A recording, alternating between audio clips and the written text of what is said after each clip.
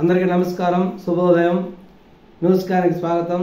ఈరోజు ప్రధాన దినపత్రికలోని వార్తలు కానీ విశ్లేషించుకున్నట్లయితే, ప్రధానంగా ఈనాడు దినపత్రిక తీసుకున్నట్లయితే ఎస్సీ వర్గీకరణపై ఆర్డినెన్స్, ఉభయ సభల్లో తీర్మానంపై హై డ్రామా, తీర్మానానికి చైర్మన్ మోషేష్ రాజు నో, నివేదికను తాను చదవాలని పట్టు, చర్చ కూడా జరపకుండా వాయిదా, మండలిలో వైసీపీకే మెజారిటీ, తీర్మానం ఆగిపోతే వర్గీకరణకు బ్రేకులే, దాంతో వ్యూహం మార్చిన పాలకపక్షం, అసెంబ్లీకి నివేదిక సమర్పణ, లఘు చర్చ, సిఫారసుల సారాంశం జాతీయ కమిషన్కు, ప్రోరాక్ కాగానే ఆర్డినెన్స్ ద్వారా వర్గీకరణ. నిన్న ఎస్సీ వర్గీకరణ చేసినది కేబినెట్ తీర్మానం చేసి ఆమోదించిన తర్వాత ఈరోజు అసెంబ్లీలో ప్రవేశపెట్టే దానిలో హైడ్రామా నడిచింది. అంటే శాసన మండలిలో తీర్మానం ప్రవేశపెట్టడానికి ప్రభుత్వం నిర్ణయించుకుంటే ఆ తీర్మానాన్ని ప్రవేశపెట్టడానికి మోషేష్ రాజు నో చెప్పడం జరిగింది. ఎందుకంటే శాసన మండలి చైర్మన్గా ఉన్న అతను వైసీపీ లీడరు కాబట్టి వైసీపీ ఈ ఎస్సీ వర్గీకరణకు మద్దతు ఇవ్వట్లేదు. దీన్ని తీర్మానాన్ని నేను చదవాలి అనే ఉద్దేశంతో మోషేష్ రాజు తీర్మానాన్ని ప్రవేశపెట్టడానికి ఒప్పుకోలేదు. నివేదిక నేను చదవాలి అని చెప్పి పట్టుబట్టడం జరిగింది. కాబట్టి ఎటువంటి చర్చ లేకుండా వాయిదా వేయటం జరిగింది. దీనివల్ల ప్రభుత్వ ఆలోచన ఎలా ఉందంటే, అసెంబ్లీ ప్రోరాక్ అయిన తర్వాత ఆర్డినెన్స్ ద్వారా ఎస్సీ వర్గీకరణ అమల్లోకి తేవాలనే ఉద్దేశంతో ఉంది. ఆర్డినెన్స్ ఇచ్చినప్పుడు అది ఆర్డినెన్స్ అనేది 6 నెలలు అమల్లో ఉంటుంది. 6 నెలల లోపులో అసెంబ్లీలో తీర్మానం పొందాలి. ఒకవేళ 6 నెలల తర్వాత కుదరకపోయినా కూడా మళ్ళీ ఆర్డినెన్స్ని ప్రభుత్వం పొడిగించవచ్చు. ఈ విధంగా నాటకీయ పరిణామాల మధ్య నిన్న అసెంబ్లీలో వాయిదా వేయటం జరిగింది. అసెంబ్లీ ప్రోరాక్ అయిన వెంటనే ప్రభుత్వం దీని మీద ఆర్డినెన్స్ జారీ చేసేటటువంటి అవకాశం ఉంది. వర్గీకరణపై మాట నిలబెట్టుకున్నాం, 30 ఏళ్ల కలను నిజం చేశాం, నా చేతుల మీదుగా చేయడం పూర్వజన్మ సుకృతం, పేదరికం లేని సమాజమే నా లక్ష్యం, మోదీ పవన్తో కలిసి ఈ దిశగా ముందుకు, కుల వివక్షపై టీడీపీ యుద్ధం చేసింది, అసెంబ్లీలో సీఎం చంద్రబాబు వ్యాఖ్యలు, అందరికీ సమాన అవకాశాలు లభించాలి, ఎస్సీ వర్గీకరణ రూపకర్త చంద్రబాబు, ప్రక్రియకు జనసేన మద్దతు ఇస్తుంది, అసెంబ్లీ చర్చలో డిప్యూటీ సీఎం పవన్ కళ్యాణ్ వ్యాఖ్యలు, జిల్లా యూనిట్గా వర్గీకరణ, అలా చేస్తేనే సమన్వయం, చర్చలో ఎమ్మెల్యే. ఎట్టకేలకు ఎస్సీ వర్గీకరణ అమల్లోకి వస్తుంది. కానీ ఇది 2011 జనాభా ప్రాతిపదికన తీసుకుంటున్నారు కాబట్టి జిల్లా యూనిట్గా తీసుకొని అమల్లోకి తేవడం కుదరదు. ఈ దఫా రాష్ట్రం యూనిట్గా తీసుకొని దీన్ని అమలు పరచాలని ప్రభుత్వం నిర్ణయం తీసుకుంది. 2026 జనాభా లెక్కలు పూర్తయిన తర్వాత 2026 జనాభా లెక్కలు అమల్లోకి వచ్చిన తర్వాత జిల్లా యూనిట్గా తీసుకొని అమలు చేస్తే బాగుంటుందనే ఒక నిర్ణయానికి రావటం జరిగింది.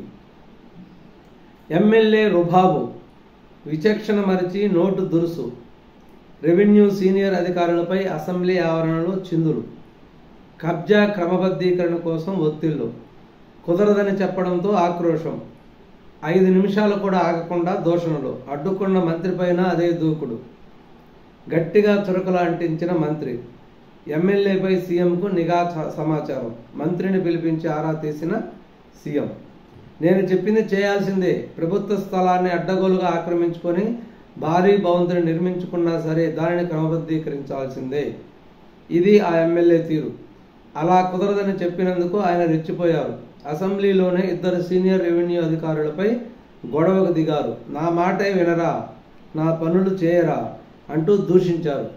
ఇది సరైన పద్ధతి కాదు అని నిలువరించబోయిన ఒక కీలక మంత్రి పైన ఆ ఎమ్మెల్యే నోరు పారేసుకున్నారు. విజయవాడ నగరంలో కేంద్రీకృతంగా సొంత సామ్రాజ్యాన్ని ఏర్పాటు చేసుకున్న ఆ ఎమ్మెల్యే వైఖరితో సీనియర్ అధికారి తీవ్ర మనస్తాపానికి గురయ్యారు. గురువారం శాసనసభ వైపు కూడా రాలేదు, కార్యాలయానికి వెళ్ళలేదు.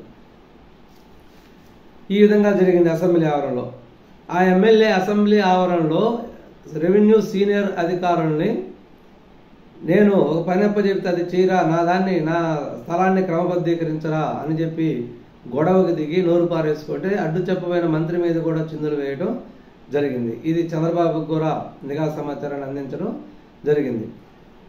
ఎందుకంటే ఇప్పుడు వచ్చినటువంటి ఎన్డీఏ ప్రభుత్వం మెయిన్ గత ప్రభుత్వం మీద వచ్చినటువంటి ఆరోపణ ఏంది, రూల్స్ని అతిక్రమించి అడ్డగోలుగా చట్టాన్ని పాటించకుండా అడ్డగోలు పరిపాలన చేశారు అని దాన్ని ప్రజలు తిరస్కరించి ఇప్పుడు ప్రభుత్వాన్ని ఏర్పరిచారు.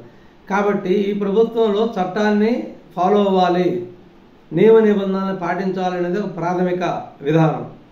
కాబట్టి దాన్ని ఎమ్మెల్యేలు ఎంపీలు రచ్చకెక్కి గొడవ చేసుకొని అధికారుల మీద చిందులేసి ఉపయోగం లేదు. ఆల్రెడీ చంద్రబాబు నాయుడు గారు కూడా దీన్ని ఒప్పుకోరు. ఎందుకంటే నియమ నిబంధనలకు వ్యతిరేకంగా ఏ పని చేయడానికి కూడా చంద్రబాబు నాయుడు గారు అనుమతి ఇవ్వరు. అందుకనే అధికారులు కూడా కొంతమంది నాయకుల మాటలు వినటం లేదు. అధికారులు దీంట్లో సమన్వయం చేసుకోవాలి. ఎందుకంటే నాయకులు కూడా నా మాట వినలేదనే అహం వాళ్ళకి రాకూడదు. అధికారులు మా మాట వినట్లేదు అనే ఆలోచన వాళ్ళకి రాకూడదు. కాబట్టి దీన్ని సమన్వయం చేసుకుంటూ పోవాలి, నియమ నిబంధనలు పాటిస్తూనే చేయాలి. అందులో ఎటువంటి అందే ఉండకూడదు. కాబట్టి ఎమ్మెల్యేలు కూడా ఇలా ప్రవర్తించడం అనేది మంచి పద్ధతి కాదు. సారు దోచిపెట్టారు, జగన్ పత్రికకు 574 కోట్లు సమర్పయామి, నిగ్గు తేల్చిన విజిలెన్స్. కేంద్ర సర్వీసులోని ఐఏఎస్కు చెందిన తుమ్మా విజయ్ కుమార్ రెడ్డి గత వైసీపీ ప్రభుత్వంలో 2019-24 మధ్య రాష్ట్ర సమాచార శాఖ కమిషనర్గా పనిచేశారు. ప్రభుత్వ నిబంధనల ప్రకారం పత్రికలు సర్క్యులేషన్ ఎంత కెపాసిటీ ఉంటుందో ఆ సర్క్యులేషన్ ఆధారంగానే ప్రకటనలు ఇవ్వాలని ఒక నియమం అనేది ఉంటుంది. ఆ నియమాన్ని విస్మరించి అడ్డగోలుగా జగన్ రోత పత్రికకు ప్రభుత్వ సొమ్ము దోచిపెట్టడం జరిగింది. గత 5 ఏళ్లలో ప్రచారానికి ప్రకటనల రూపంలో జగన్ ప్రభుత్వం చేసిన మొత్తం ఖర్చు 859 కోట్లు.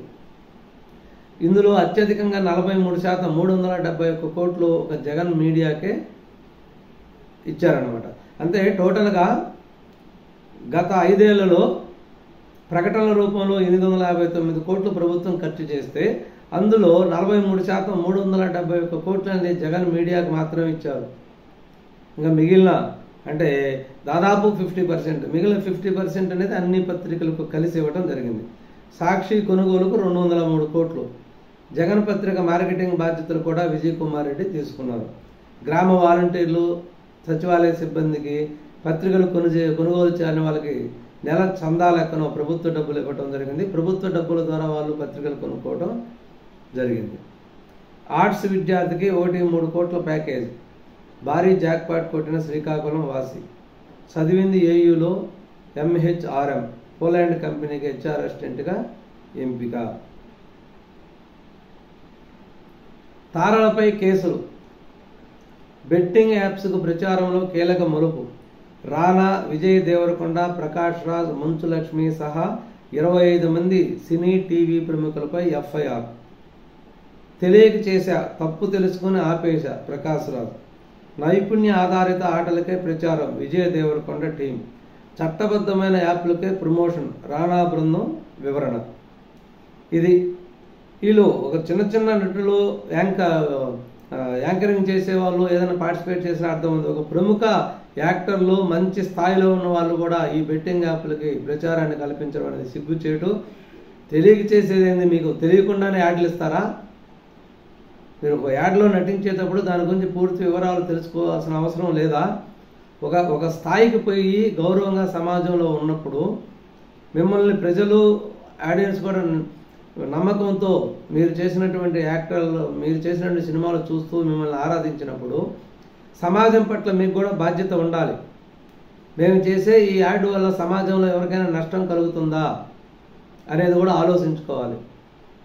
ఒక బాధ్యత కలిగినటువంటి వ్యక్తులుగా మెలగాలి. డబ్బు కోసం ఏదైనా చేసే దానికి అర్థమే ఉంది. మీకు ఇంకా దాని గురించి చెప్పాల్సిన అవసరం లేదు. అరెస్టు నుంచి రక్షణ కుదరదు. మద్యం కుంభకోణం కేసులో వైసీపీ ఎంపీ మిథున్ రెడ్డి అభ్యర్థనను తోసిపుచ్చిన హైకోర్టు. 3 రోజుల పోలీస్ కస్టడీకి వంశీ. ఇది ఆంధ్రజ్యోతి దినపత్రిక ప్రధాన అంశాలు. అదే ఈనాడు దినపత్రిక తీసుకున్నట్లయితే రక్తం ఓడిన బస్తర్, 2 ఎదురుకాల్పు ఘటనలో 30 మంది మావోయిస్టులు మృతి, ఓ జవాన్ మరణం. ఈ ఏడాది ఇప్పుడు దాకా ఛత్తీస్గఢ్లో 160 మంది మావోయిస్టులు హతం. మార్చి 2020 నాటికి నక్సలిజం అంతం చేస్తాం అమిత్ షా. మాట నిలబెట్టుకున్నాం. 2011 జనాభా లెక్కల ప్రకారం రాష్ట్ర యూనిట్గా ఎస్సీ వర్గీకరణ. 2026లో జనగణన తర్వాత జిల్లాల వారీగా అమలు చేస్తాం. బుడగ జంగాలను ఎస్సీలలో చేరుస్తూ తీర్మానం చేస్తున్నాం.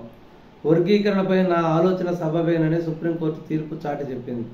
ఎస్సీలపై వివక్షను ప్రస్తావిస్తూ శాసనసభలో చంద్రబాబు భావోద్వేగం. ఉద్యమ ఆద్యుడు మందకృష్ణ, రూపకర్త చంద్రబాబు, ఫలప్రదాత మోడీ. ఎస్సీ వర్గీకరణ జిల్లా యూనిట్గా అమలు చేస్తేనే అందరికీ న్యాయం. ఉప ముఖ్యమంత్రి పవన్ కళ్యాణ్. 3 దశాబ్దాల ఉద్యమ ప్రస్థానం మందకృష్ణ మాదిగ. ఎస్సీ వర్గీకరణ సాధనలో జైత్ర యాత్ర. దొంగల్లా వచ్చి సంతకాలు చేసి వెళ్ళిపోతున్నారు. వైకాపా ఎమ్మెల్యేలు సభకు రాకుండా ముఖం చాటేస్తున్నారు. దొంగచాటుగా సంతకాలు పెట్టాల్సిన కర్మ ఏంటి? ఎన్నుకున్న ప్రజలకు తలవంపులు తెచ్చేలా ప్రవర్తించవద్దు. సభాపతి అయ్యన్న పాత్రుడు ధ్వజం. జగన్ వైఖరి వల్లే వైకాపాకు రాజీనామా. త్వరలో టీడీపీలో చేరతా ఎమ్మెల్యే మర్రి రాజశేఖర్. ఇది ఈరోజు ప్రధాన దినపత్రికలో వచ్చినటువంటి వార్తలు. ముఖ్యమైన విషయంతో మళ్ళీ కలుద్దాం. నమస్తే, ధన్యవాదాలు.